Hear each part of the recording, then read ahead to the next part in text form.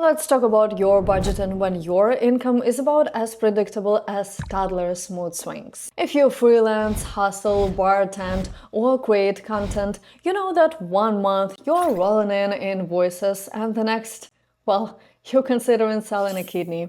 Or two. Today I'm breaking down how to budget like a boss when your income is all over the place. Just real-world advice that works, even when your income doesn't clock in on time. Let's start with the truth most budgeting advice skips. When your income changes from month to month, the goal isn't to budget based on what you hope you'll make.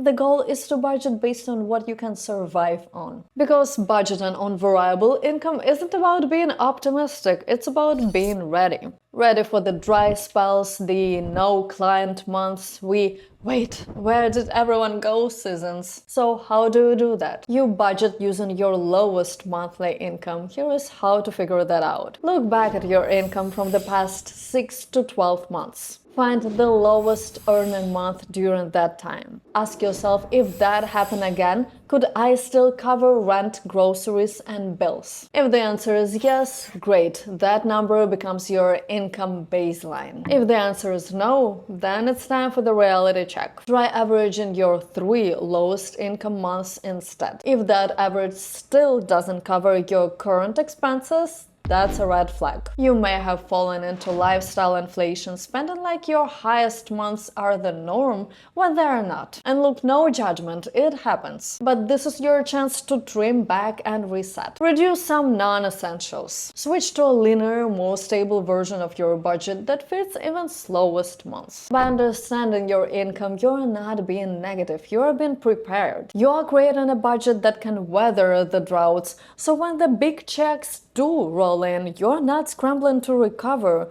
You're staking savings, paying off debt, and actually breathing. This is how you stop feeling like you're always catching up and start feeling like you're in control, even your paycheck isn't. When your income swings from wow, I crashed it this month to should I start selling something on Craigslist? It can feel impossible to plan anything, let alone a budget. But here is the truth most people miss. Even inconsistent income has a pattern. You just have to dig it out. That's where calculating your average income comes in. It's your middle ground, your realistic stable estimate of what you typically bring in, even when your paychecks feel like they were pulled out of a hat. Here is how to find it. Look back at the last 6 to 12 months of income. Include everything: freelance payments, tips, side hustles, gig apps, wherever's bringing in cash. Add all those monthly incomes together. Divide by the number of months you tracked. Boom, that's your monthly average. Say you made $2,000 in January, $3,000 in February, $1,800 in March, and $2,700 in April. That's $9,500 total.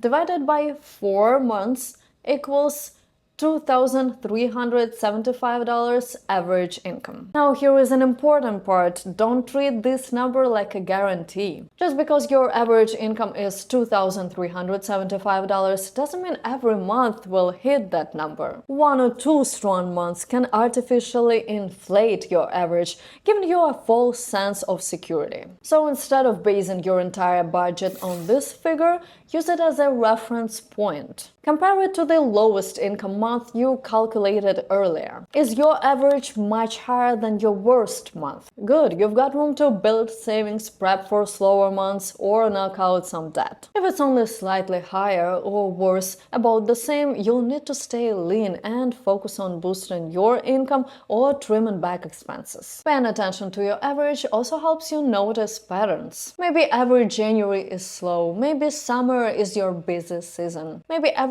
third month you land a big project. These trends give you foresight. And with foresight comes power. You can plan ahead, smooth out your budget, and avoid the panic that comes from pretending money will magically show up. So no, your average income won't solve everything. But it gives your financial plan a center of gravity, a stable number to work around when everything else is shifting. That's not just budgeting, that's a strategy. You know that moment when you open your utility bill and it's somehow double what it was last month? Yeah, that. When your income is inconsistent, the last thing you want is a bill catching you off guard. That's why one of the smartest moves you can make is to overestimate your variable expenses. Think of it as setting a trap for surprise costs, except the trap is padded with extra cash. Here is how it works. Some bills are predictable: rent, subscriptions, loan payments, easy, but others, they dance to their own chaotic rhythm. Gas fluctuates with travel, prices, and life chaos. Groceries depends on whether you're meal prepping or panic ordering sushi. Utilities changes with seasons and settings. Instead of guessing low and hoping for the best, do this. Look at your past 3 to 6 months of spending in those categories. Take the highest amount you paid. Add $25 to $50 on top. That's what you budget moving forward. Why overestimate? Because if the bill comes in lower than expected, and it often will, extra stays in your bank account. You're not scrambling to shift money around, you're calm, you're ahead. And better yet, you're building a buffer without even trying. This is budgeting for real life, the messy, unpredictable, how is this so expensive life. Overestimating gives you the breathing room to handle surprising costs without panic, late fees, or last-minute money shuffles. In a world where your income doesn't follow the rules, building in a little extra means you do. And that kind of preparation, that's what financial calm looks like. If there is one thing more unpredictable when your income, it's life. A blown tire, a broken laptop, a slow season that lasts longer than it should. With a variable income, these little emergencies can hit a lot harder because there is no guaranteed extra paycheck coming to bail you out. That's why building an emergency fund isn't optional, it's a survival strategy. This is the amount of money you don't touch unless something goes really sideways. Not a sale at Target, not an impromptu weekend trip. We are talking real life oh crap moments, medical bills, car trouble, vet visits, delayed payments, or a month where 0 gigs went. Ideally, you want to build up 3 to 6 months worth of essential expenses, enough to get you through the rough patch without panic. But let's be honest, that's a big number and it doesn't happen overnight. So start small, set a first goal of $500. Then aim for $1,000, then one full month of bills. Every time you have a better than average month, throw a chunk into your emergency stash. Every time a client pays on time or you get tipped more than expected, toss it in. Treat it like paying your future self. And don't worry about putting it in some complicated account. A basic high-yield savings account works great. You want it separate from your checking but easy to access in case life decides to test your budget at 2 a.m. Having an emergency fund won't stop bad things from happening, but it will stop those bad things from becoming financial disasters. It's your personal buffer, and when your income isn't predictable, that's what makes everything else feel a little under control. When your income isn't predictable, every dollar you earn has to work harder. That means the way you spend your money needs to be intentional, not impulsive. And that's exactly what the 1, 2, 3 rule is for. This simple system helps you prioritize your spending in the right order, so you're always covering what matters most, without stress, second-guessing, or overdraft alerts. Here is how it works. Start with the absolute non-negotiables. These are things that keeps your lights on, your belly full, and your life functioning. Rent or mortgage, groceries, utility bills, transportation, insurance, and minimum debt payments. These are your foundation. If your income is low this month, this is where your money must go first. No exceptions, no excuses. This is survival mode, but smart and proactive. Next, focus on financial protection. Think savings, not splurges. These are the things that create breathing room and long-term peace of mind. Emergency fund contributions, a buffer for slow months, retirement savings, tax savings, extra payments for debt. You don't have to go big here every month, just stay consistent. Even small amounts create momentum. The more you'll save during strong income months, the more secure you'll feel during the slow ones. Finally, we get to the good stuff, lifestyle spending. This is the category that's easiest to expand during high earning months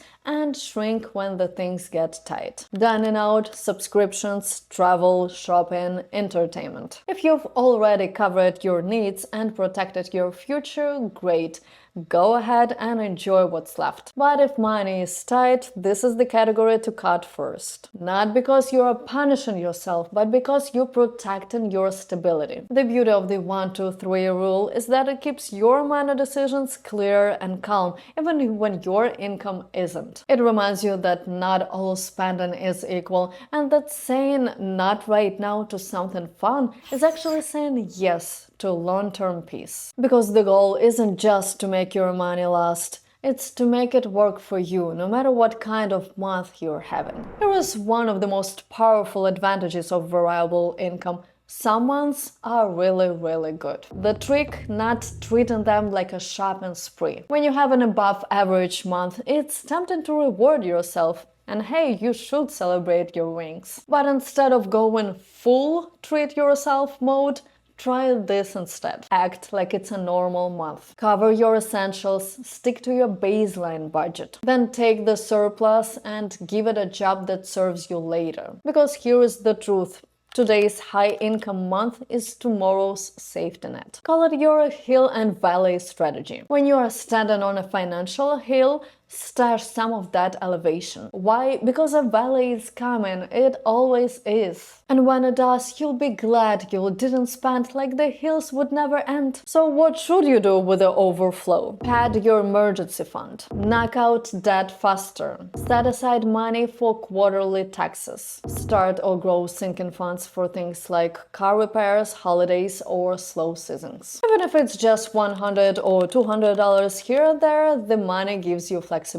It gives you options, and when you are self-employed or living gig to gig, options are everything. Strong months are your secret weapon. They are not just lucky breaks, they are launch pads. So build the habit. When the money is good, stash the extra. If you are self-employed, freelancing, or earning from the gigs, here's the deal. You are not just the boss. You're an accountant. And unfortunately, the IRS doesn't care that your income is unpredictable. They expect their cut on time. This is where a lot of people get burned. They focus on earning, spend what comes in, and they'll assume they'll figure out taxes later. Then tax season rolls around, and suddenly you're staring down a number that you didn't plan for, with no idea where that money went. So let's flip the script. Every time you get paid, whether it's $200 or $2,000, set aside a chunk immediately. A smart baseline: 25 to 30% of everything you earn. This isn't money you might owe. This is money you will owe eventually. Pro tip: put it in a separate high-yield savings account labeled something terrifying like